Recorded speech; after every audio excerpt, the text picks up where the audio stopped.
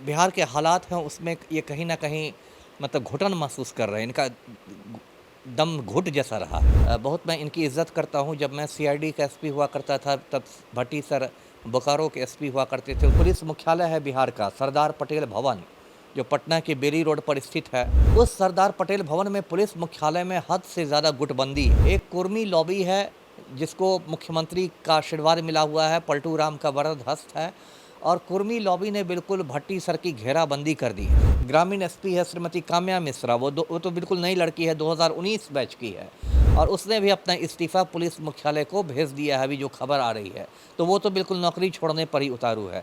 1990 batch के Bihar cadre IPS Rajvinder Singh भट्टी वर्तमान में बिहार के डीजीपी हैं।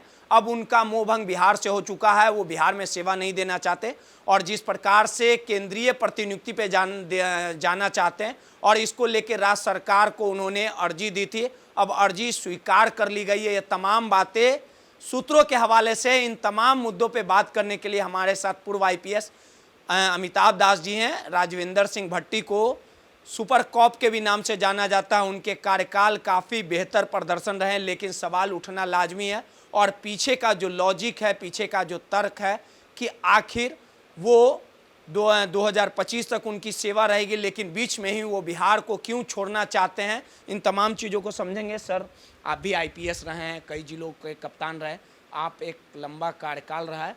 राजविंदर सिंह भट्टी सर को आप जानते भी हैं, तो आखिर जिस सुपर कॉप के नाम से उनकी पहचान रही है, अपराधियों का कहीं ना कहीं भय रहा है, तो उनका कार्यकाल 2025 में ख़त्म होगा, लेकिन वो अभी भी जाना चाह रहे हैं। अपना पद छोड़ के उन्होंने जो अर्जी दी है राज्य सरकार ने स्वीकार कर ली। आखिर ऐसा क्या हो गया कि आर एस भट्टी सर जाने लगे? देखिए, दर्शकों को पता होगा ये जो राजविंदर सिंह भट्टी सर हैं, ये बिहार पुलिस के डीजीपी हैं, यानी पुलिस महानिदेशक हैं, जो मतलब पुलिस महकमे में राज्य में सर्वोच्च पद पर होता है, सबसे ऊंचा पद है।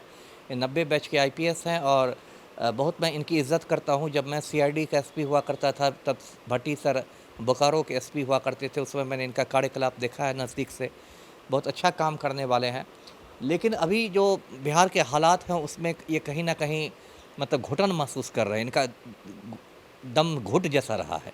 एक तो उसकी ये वजह है, पहली वजह ये है कि जो पुलिस मुख्यालय है बिहार का सरदार पटेल भवन, जो पटना के बेरी रोड पर स्थित है, उस सरदार पटेल भवन में पुलिस मुख्यालय में हद से ज़्यादा गुटबंदी है ना? गुटबाज़ी बहुत है सीनियर आईपीएस अधिकारियों में। और अभी जो स्थिति है उसमें एक कुर्मी लॉबी है। मैं अभी नाम नहीं लेना चाहता कौन-कौन अधिकारी हैं उसमें, लोग समझ जाएंगे। एक कुर्मी लॉबी है जिसको मुख्यमंत्री का आशीर्वाद मिला हुआ है, पलटू राम का वरद हस्त है, और कुर्मी लॉबी ने बिल्कुल भट्टी सर की घेराबंदी कर दी है ना? जैसे महाभारत में अभिमन्यु को घेर लिया गया था चक्रव्यूह में, उसी तरह कुर्मी लॉबी के चक्रव्यूह में भट्टी सर घिरा गए हैं। और भट्टी सर बहुत मतलब एक कह सकते हैं खुद को असहाय महसूस कर रहे हैं, हेल्पलेस महसूस कर रहे हैं, क्योंकि उनकी कुछ चल नहीं रही है। अब आप बिहार के डीजीपी हैं, लेकिन आप एक दरोगा और एक इंस्पेक्टर को भी इधर से उधर नहीं कर सकते, कोई आप तबादला नहीं कर सकते, कोई बड़ा आप नीतिगत निर्णय नहीं ले सकते, कुछ नहीं आप कर सकते। आपके हाथ इस तरह बंधे हुए हैं, तो किसी भी अधिकारी में ये एक फ्रस्ट्रेशन की वजह बन जाएगा, हताशा की वजह बन जाएगी। और इसलिए भट्टी सर ने भी जो सूचना आ रही है कि उन्होंने केंद्रीय प्रतिनियुक्ति पर जाने की इच्छा व्यक्त की है। अब देखिए, आईपीएस जो होता है वो अखिल भारतीय सेवा है, उसमें कैडर मिलता है, जैसे भट्टी सर का बिहार कैडर है। लेकिन चूंकि ये अखिल भारतीय सेवा है, इसलिए आप देश के किसी भी कोने में या विदेश में भी आप केंद्रीय प्रतिनियुक्ति पर जा सकते हैं। तो वैसे ही भट्टी सर ने आवेदन दिया है, लेकिन ये एक बहुत दुख की बात है कि बिहार में ऐसे हालात पैदा हो गए हैं कि अच्छे अधिकारी घुटन महसूस कर रहे हैं। और इसी से एक जुड़ी खबर है, वो भी आप जानते होंगे। दरभंगा की ग्रामीण एसपी है श्रीमती काम्या मिश्रा, वो तो बिल्कुल नई लड़की है, 2019 बैच की है, और उसने भी अपना इस्तीफ़ा पुलिस मुख्यालय को भेज दिया है। अभी जो खबर आ रही है तो वो तो बिल्कुल नौकरी छोड़ने पर ही उतारू है।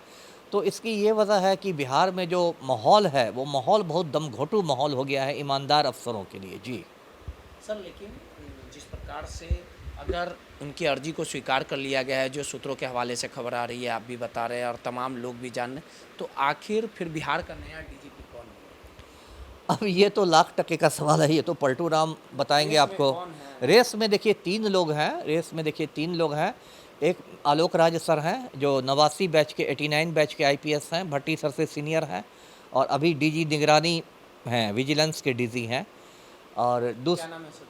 आलोक राज, मिस्टर आलोक राज जी। और दूसरी है मैडम शोभा ओहटकर, जो भट्टी साहब की बैचमेट हैं, 90 बैच की ही हैं और आजकल डीजी होमगार्ड्स हैं, काफ़ी कड़क और ईमानदार मानी जाती हैं और अगर वो बनती हैं तो वो बिहार की पहली डीजीपी, पहली महिला डीजीपी होंगी। और तीसरे रेस में है वो मिस्टर विनय कुमार हैं, वो 91 बैच के हैं और उनकी भी अच्छी छवि है, ईमानदार माने जाते हैं और वो अभी डीजी हैं सीआईडी में। तो अभी दौड़ में यही 3 लोग शामिल हैं जी। काम्या मिश्रा जिस प्रकार से इस्तीफा दे दी है, जी, क्या पीछे का तर्क है, लॉजिक क्या है सर आपके? अब देखिए उसमें तो उन्होंने इस्तीफ़ा में लिखा है, जो मेरी जानकारी है कि मैं निजी कारणों से इस्तीफ़ा दे रही हूँ, पर्सनल रीज़न्स पर। अब उससे बहुत सारी बातें हैं, कुछ लोग बताते हैं कि वो उड़ीसा की रहने वाली हैं, मयूरभंज ज़िले की, और वो माँ बाप की इकलौती संतान हैं और उनके जो पिताजी हैं उनका बहुत लंबा चौड़ा व्यवसाय है, बिज़नेस है और उनका उन पर पारिवारिक दबाव है कि बिज़नेस संभालने के लिए आ जाओ, क्योंकि आईपीएस की नौकरी की वजह से वो बहुत ज़्यादा समय वो बिज़नेस को नहीं दे सकती हैं। तो वो पारिवारिक दबाव है। एक ये भी है, मतलब लोगों में अटकलबाजी, और अटकलबाजी में तो लोग उस्ताद होते हैं कि ये भी अटकलबाजी है कि वो हो सकता है प्रशांत किशोर के जनसुराज में जाकर राजनीतिक पारी शुरू करने के मूड में हो। तो ये तो आपको मैडम काम्या मिश्रा ही बताएंगी कि असली वजह क्या है। चलिए, सीधे तौर पे जिस प्रकार से लगातार आरएस भट्टी बिहार के डीजीपी नहीं रहना चाहते हैं, उन्होंने केंद्रीय प्रतिनियुक्ति पे जाने के लिए जो राज्य सरकार को अर्जी दी है और जो जिस तरह की बातें चल रही है कि अर्जी को स्वीकार कर लिया गया, तो सीधे तौर पे अब देखने वाली बात होगी कि अगर आरएस भट्टी बिहार के डीजीपी से जाते हैं तो अगला डीजीपी कौन बनेगा, ये तमाम चीज़ें आने वाले समय में साफ हो जाएगी। कैमरामैन ऋतिक के साथ रोहित, दर्शन न्यूज़, पटना।